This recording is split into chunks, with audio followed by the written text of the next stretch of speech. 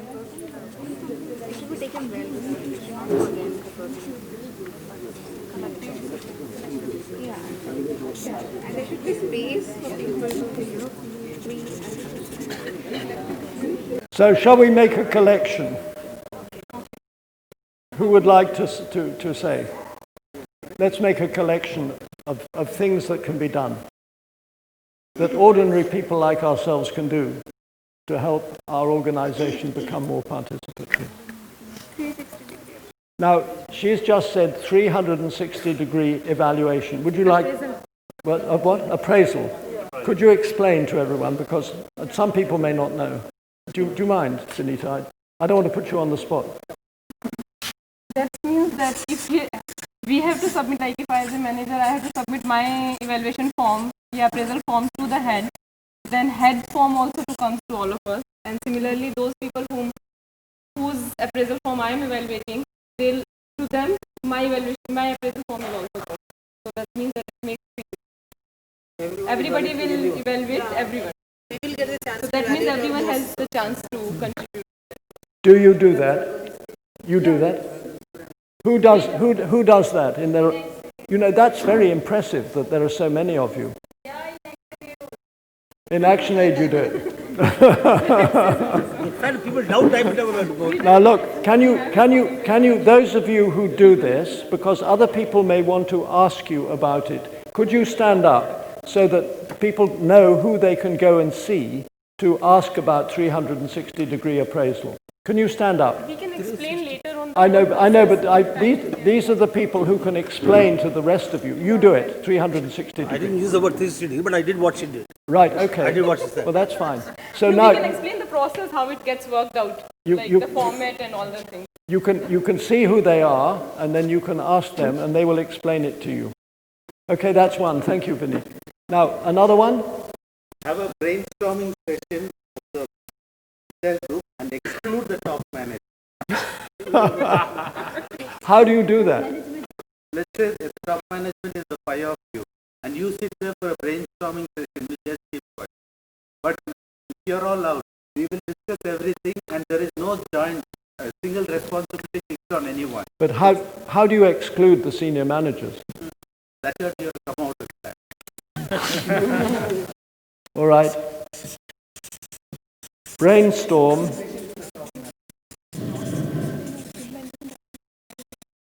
without top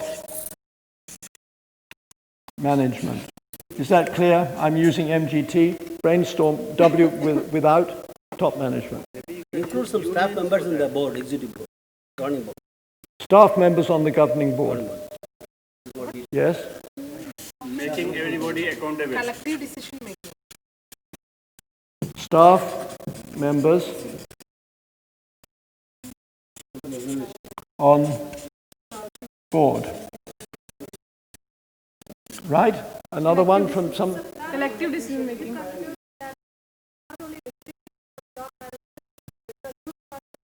Yeah, collective decision making. Can I call that collective decision making? Because that's a bit broader. Right. Collective planning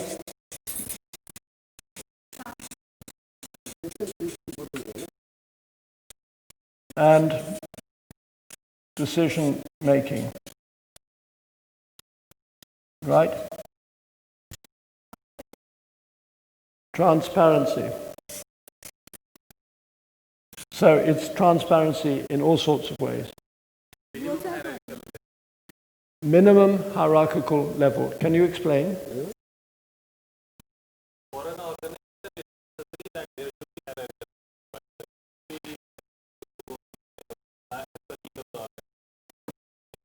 So a minimum number of levels.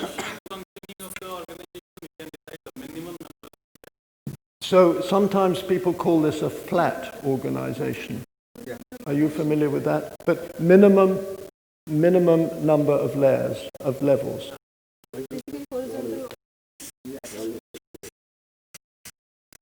Minimum levels. And I'll put a slash flat. Yes, another one. No one-man dictatorship. Sorry? No one-man dictatorship.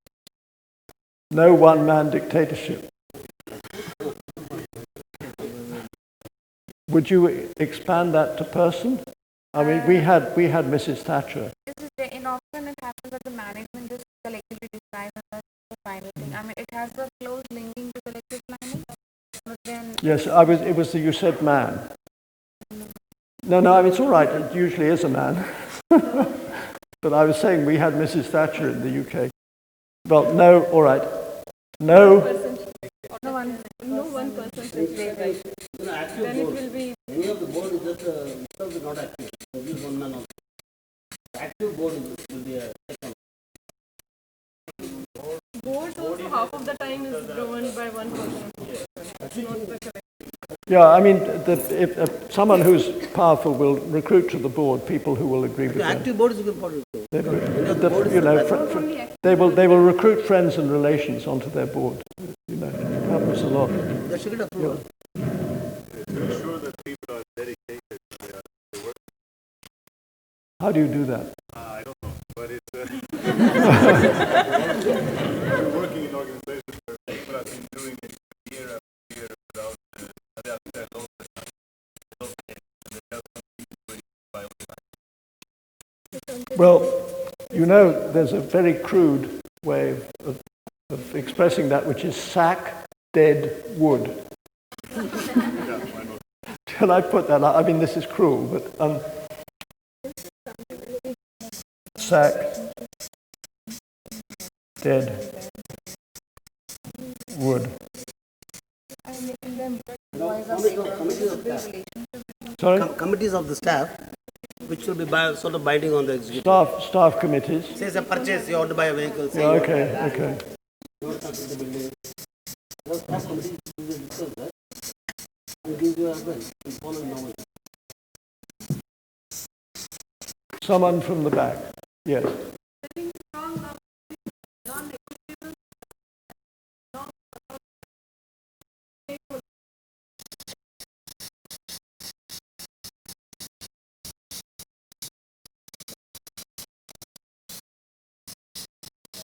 Yes. The process is important. Rotate leadership.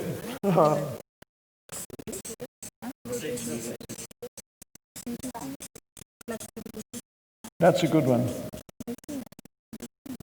Rotate leadership. More? building relationships between people within an organization and fostering trust and understanding by building relationships among the employees of an organization.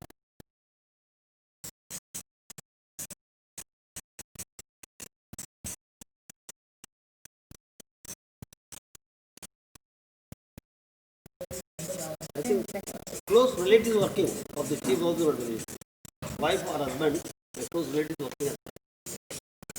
Now somebody said gender. Somebody. Wait a minute. Somebody said gender balance, and I mean I would say in most organisations recruit more women. In the institute where I work, when I joined, there was one woman, I think out of 15 staff, something like that. We now have a majority of women. As that has been taking place, it's not the only reason, but it's a major reason why the whole culture of the Institute has changed. Entirely for the good, in my view. So I would say recruit more women, if you don't already have a gender balance. So I'll call it gender balance / I mean, I'm putting my own idea in here. More women.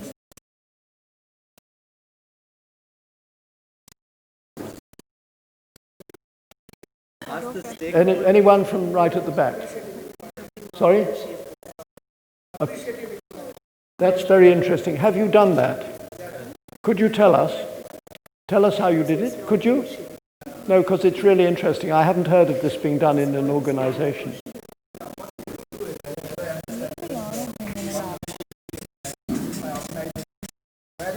All of us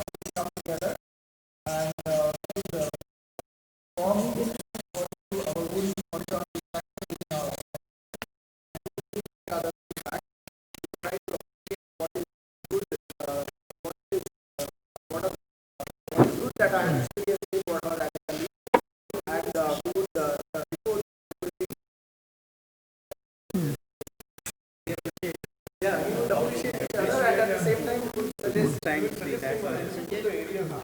Anyone who hasn't contributed, thank you. Anyone who hasn't contributed yet? In front of all the staff, boss and everybody will together. At first, we will appreciate his work in front of everybody. Then, whoever knows about his good part or anything, they will share. They will tell and ask him to correct it. By this way, also we can improve our right. Sharing and learning session.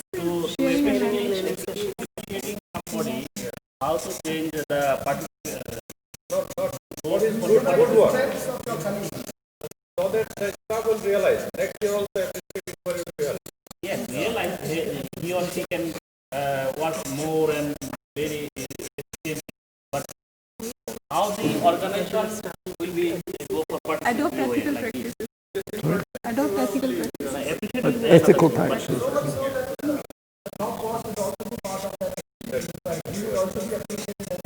I'm going to call it a code. The junior one also has a chance to appreciate or do something. Yeah. I'm going to call a close in a moment. Involve the. Good.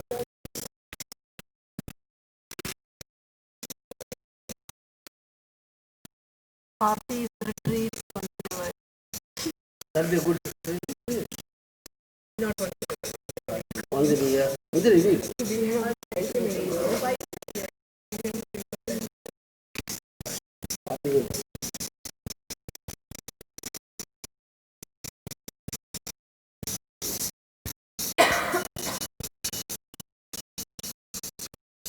I think that's a good point to conclude your contribution. Now I'm going to close it. Oh, well, Bernard, you've already contributed, but Sachita, you haven't. Sorry.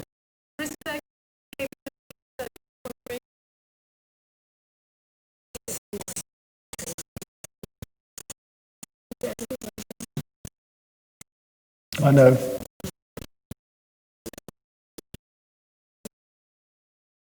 Now, the issue is, how do you actually do these things? It's all very well saying these are all desirable, but you as a person in your organization, how much room for maneuver have you got to bring these changes about, and how do you set about that? Now, I had my own list here, which I don't know if this works, but I was once asked to brainstorm this. Finding allies, people who have the same view as yourself, and then networking with them. Within the organization, otherwise. Within the organization or outside. Sometimes allies outside. I mean, I've worked with allies outside IDS a lot of my life, rather than inside. And networking with them. I'm not sure whether it's lower down, but one thing is sometimes have meetings outside office hours. In the World Bank, a group that was trying to change the World Bank used to meet for breakfast every Friday, because that was outside working hours, and they could all put their heads together about what they could do. Use meetings and agendas. I mean, sometimes setting an agenda can be very powerful if you have the influence over an agenda. Recruitment and who you recruit is absolutely critical. The job description, the process of recruitment. You remember what Mahila Samata did? The women in the community took part in the recruitment. If you can get people who are like-minded and want to be participatory onto appointments board, that can be very powerful. More women we've dealt with. Provide experiences for bosses. Well, we had that in a way last week in Nainital. Field experiences, hands-on, real-time triggering of CLTS, which very, very senior government people were able to observe for themselves, and which seems to have had a very big impact.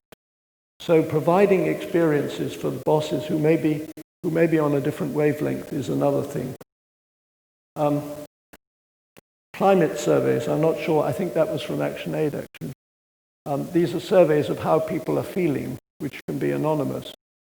How people are feeling about different things in the organization. How many of you do climate surveys? Anybody?